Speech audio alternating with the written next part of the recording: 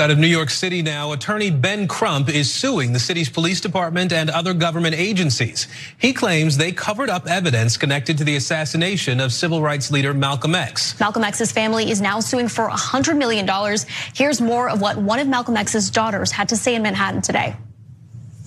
For years, our family has fought for the truth to come to light concerning his murder, and we'd like our father to receive the justice that he deserves. Malcolm X's family, his daughters in particular, have announced that they will be filing a wrongful death lawsuit against the NYPD, the FBI, and CIA for $100 million. They're alleging that those government agencies were involved in the assassination of Malcolm X. The announcement also came on the 58th anniversary of his assassination. Now, the suit hinges on one big question. Was the government involved? There's a lot of speculation about that, I think for good reason. And it depends on who you ask. So if you're relying on a Washington Post reporter, maybe don't. The circumstances surrounding Malcolm X's death have long been shrouded in mystery. Now, scholar and activist Angela Davis puts it a little differently. She says, well, of course we all assume that the government had something to do with the assassination of Malcolm. And it's actually quite remarkable that 58 years later, we are still addressing the question of who was responsible for his death.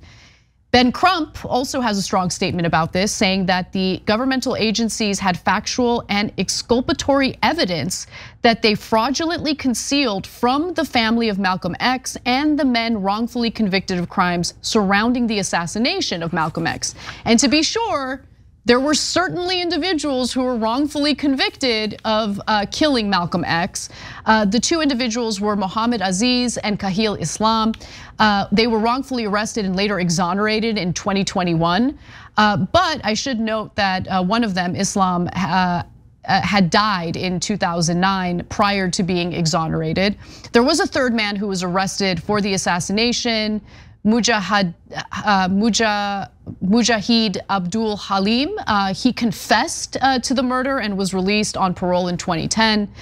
But I'm fascinated by this suit because if it goes forward, if Ben Crump or the lawyers representing Malcolm X's daughters have evidence that can show that the feds were involved in the assassination, and I certainly lean in their direction in thinking that, it should be presented.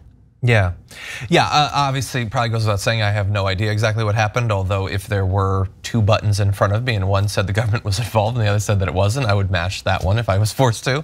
Yeah. I suspect probably. I find it, I would presume the idea that they have direct evidence of that seems hard to imagine after all this time.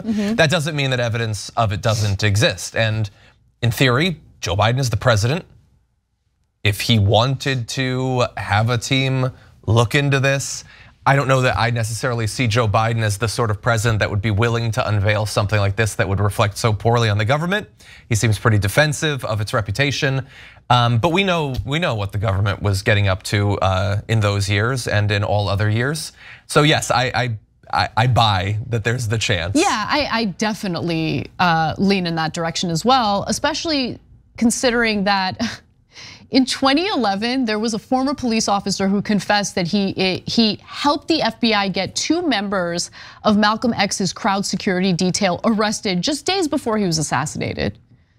Interesting. He was also present when Malcolm X was assassinated, though he claims that he was unaware that Malcolm X was going to be killed. So he says, I had nothing to do with the actual assassination, but I will admit that a few days prior to the assassination, I helped to get members of his security detail arrested. That was just for fun though. Yeah, and then for any reason. And look, guys, we're not just speculating based on nothing, right? I mean, when you look at Martin Luther King Jr., when you look at what happened with Fred Hampton, there's reason why the speculation exists. And there's reason why people aren't buying whatever narrative comes from the federal government in regard to Malcolm X's death. Yeah. So, I mean,